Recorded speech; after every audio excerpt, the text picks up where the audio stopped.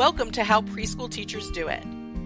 This is Alison Kentos. I am an early childhood educator. And this is Cindy Tarabush. I am an early childhood consultant. This podcast is for parents and early childhood professionals. Let our experience and research-based knowledge become your guide. Hi, preschool peeps. Hi, peeps.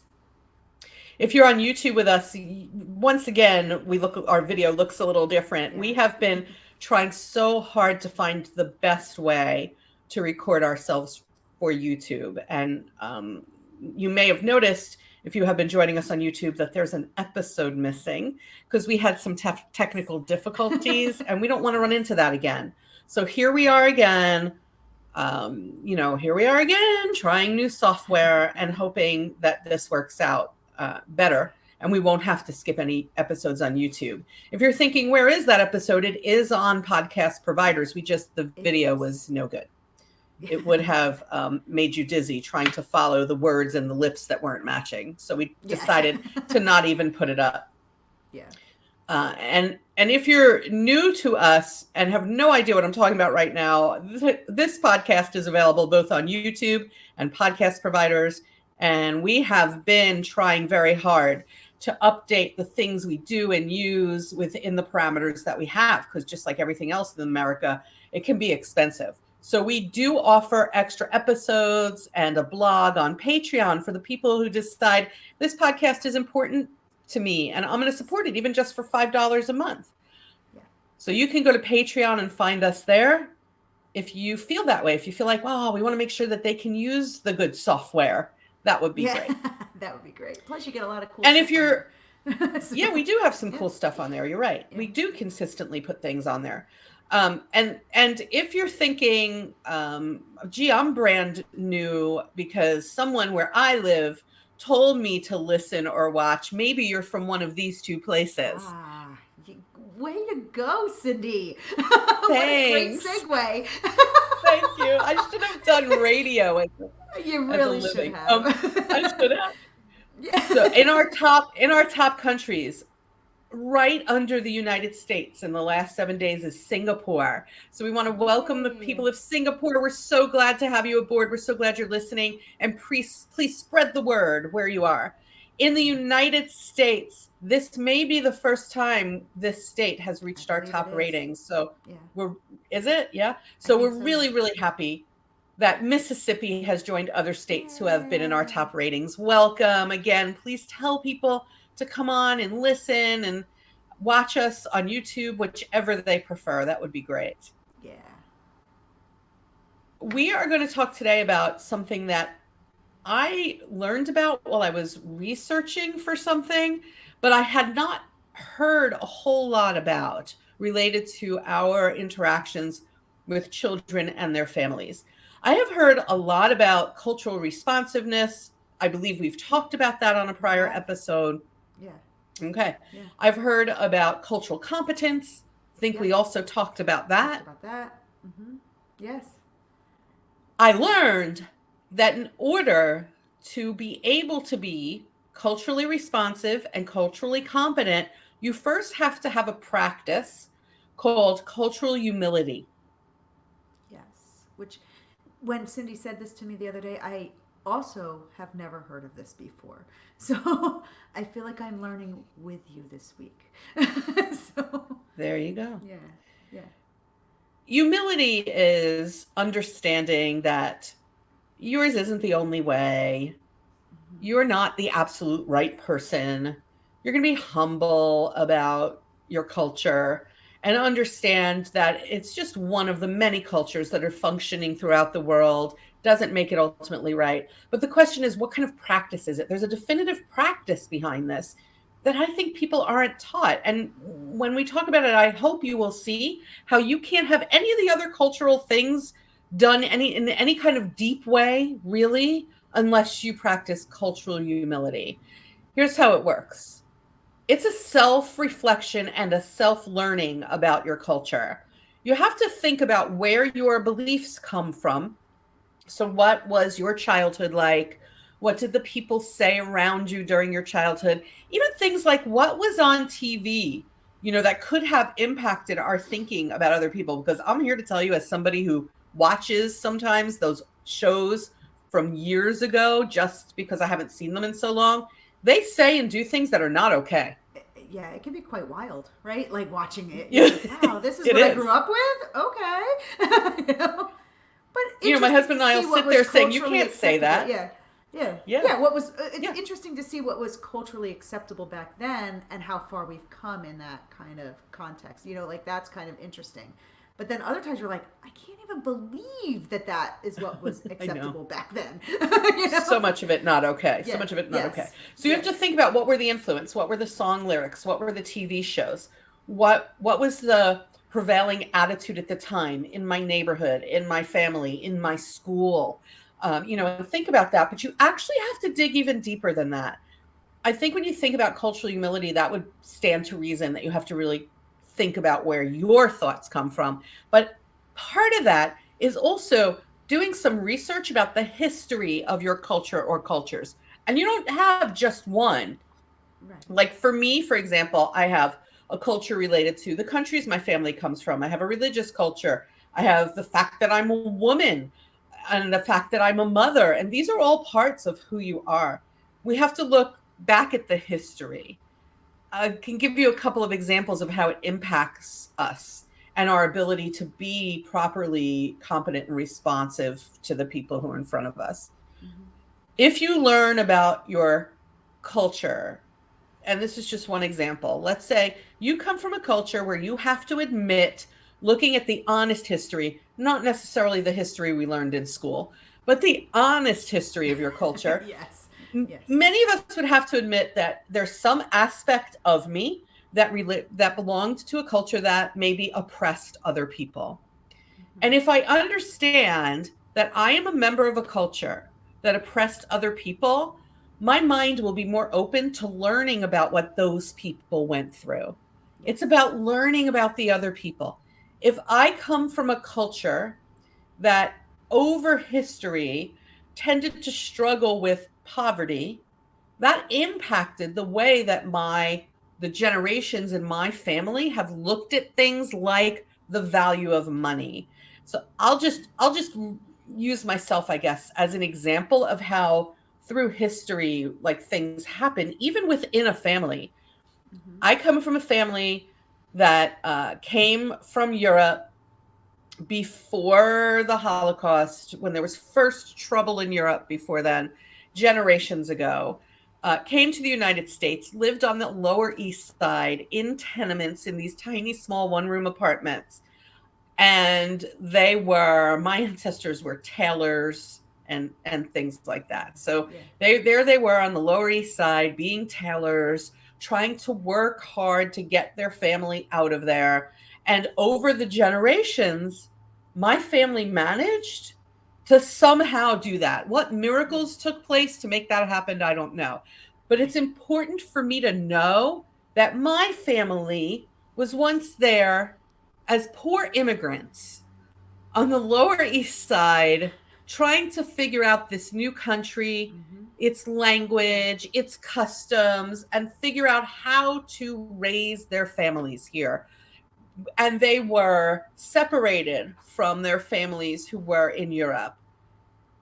Knowing that about my own family can help me to better empathize with current immigrants, because my family also started there. It can help me empathize with current immigrants who may be struggling, who may be living in poverty and trying to figure out how to function in this new place they've come to where they don't speak the language. Right. I suspect that in some ways we are all very different from each other, and in other ways, not We're so very much if much you the dig same. deep enough in your If you dig history. deep enough. Yes. Hmm. That's true. Yeah. Because I mean, I work with that population whose language is their first language is not English. They are immigrants. Like this is the first generation immigrants, and their children are the first ones to be born in this country. And for me, like my ancestors came from Europe too. So, and I don't really know too much about what happened when they were first here, but I do know like there is struggle there of like even just the decision to come over here can be a struggle for families. So like when I work with that population, I very much empathize with how they are and what they're trying to do and what they're trying to achieve for themselves and for their children and their family.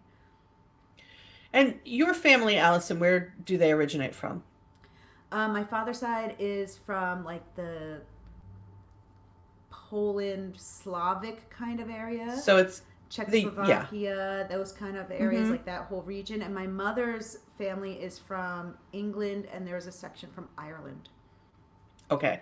So So, yeah. England and Ireland have been not getting along for a long time already. So if you look back in the Absolutely true. history, Yes. right? If you look back in the Yes. history, there was probably a lot that went on there. Yes. And, um, the when you look back, when your family first came here, they were probably struggling immigrants like everybody else. Yeah. We may look back in the history of our people and discover we were once oppressed by someone else and then we oppressed other people. And it helps us because of our own egocentrism to think about the experiences of other people. We talk about young children being egocentric and seeing the world only through their own point of view, but it's really true for all of us in some ways It's that once we everyone. can Yeah. attach ourselves to an event, that it means more to us. Yes. Right. Yes. I also So, think, like, if you look at the way history is taught, it's very egocentric to one well, particular the way that culture. history, Yes, and I think that you needs know, to really be looked at, and I think people need to use this cultural humility to say, hey, this is how we taught this for so long, but it's not the correct history necessarily. right, right. You know. And we have to think about what makes people have the viewpoints, the attitudes, and the actions that they have. So if we can say to ourselves, I come from a history that also has this, this, this, and this, maybe it will help us to understand the motivations, the experiences, the understandings of other people. When we start to do that, when we start to reflect on ourselves and we start to realize that we all have histories behind the things we think that are very complex, it also helps us understand the complexity of other people. Yeah. When you think about why do I view the world the way that I do, it goes back generation after generation after generation because things are always handed down, Yes. Yes. right? I think one of the ways to sort of relate to what is thinking that is of this time, but was not a thinking of the past, has to do with like people who are transgender, maybe, if we're going to look and see um, people who are part of the LGBTQ community and the things that they go through, we can have a different level of empathy when we think about the times when people in our culture had to struggle for acceptance. I think about when women had to struggle for rights and the vote. When we had to struggle for so many things, and now we have these other communities who are struggling. Maybe the rights are different, what they're looking for, and the rights aren't the same, but they also are struggling for their rights, just like Yes. so many other groups have done. If they just feel less, it's an individual thing, but it feels more relatable when we think about the fact that we all kind of have histories like this. When we open our minds, that's Yeah. when we can be the most culturally responsive. It's when you're willing to listen more and learn more, Yeah. when your minds are wide open. I want to invite everyone to do that a little bit, practice a little cultural humility, realize that no culture is perfect. No, certainly Every not. culture has pluses and things that they did that were not so good. Right. Give credit to your culture for the things that were great. Yeah. And then there are the things that were not so good, like scandals. Um, uh, I don't know a culture that's without scandals, Yeah. oppression, Yeah. waging war, Yep. um, being the victim of those things. Yes. Go back and find out. And remember, the way that we all learned history, people who are listening to us right now, not so accurate, because Not so they accurate. had to Yes. make, right? How do you help people to develop patriotism in what is a relatively new country? Is you Yeah. make the country right. Yes. That's what you do. Yes. You have to have your heroes. So they set people up to be heroes who maybe were not Maybe such big should have heroes. been. Yes. Yeah. Maybe Yeah. we should have looked more critically at that. And Yeah. they have to set you up. How are we going to instill? This was the thinking, I think, for a long time. How are we going to Yeah. instill pride in children? How are we going to instill patriotism in children? Instead of teaching them, you can be proud and patriotic and love where you're from and still know that it has flaws. Don't you think that Yes. that makes it okay It to be makes human then? yes. But I think there is this obsession with like almost like a perfection. Like you want yourself to be your culture to be perfect and that it may no mistakes or whatever, which then trickles down to you being like, oh well, I have to be perfect too within that culture, and I have to keep building it up the way it's always been built up, rather than say, oh wait, no, we've made mistakes and those mistakes were wrong. You know what I mean? They still want to kind of build it up that way, and I think that's where this humility comes in of like it's okay to say you did something wrong and that we're going to use that to change and be better people and accept other cultures, and it's really hard to do when You everybody know, else it's is kind of doing the other. I think about this looking back, and I remember this conversation that I had with my uncle. My uncle used to go to Europe. He worked in education as well, and when he was able to get away for the summer, he would go to Europe very often and spend a bit of time in Europe in the summers. And he once told me this story about how he was going to where my family comes from, and he went to his grandmother and he said, "What was the name of your village? I'm going to that area and I want to see if it still exists." And she said to him, "Well, why do you want to go back there? We left there. There were reasons why we left there."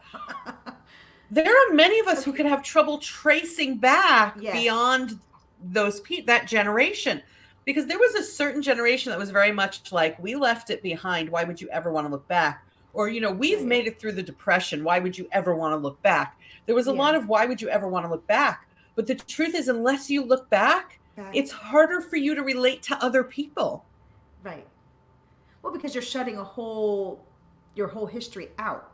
That's your family's history, and your uncle wanted to go visit it, and that's admirable. But like your grandparents were like, no, like they shut that out. Like once they left, it was like it didn't exist anymore. And so they're not really Right. It was learning like from the past. it was like Like we don't look right. You have to learn from the past. It was yeah, like we don't look back. But if we don't look back, I can't connect to other people as yes, well. yeah, Oh, my preschool peeps, go do the research about all yes, the different aspects of your culture.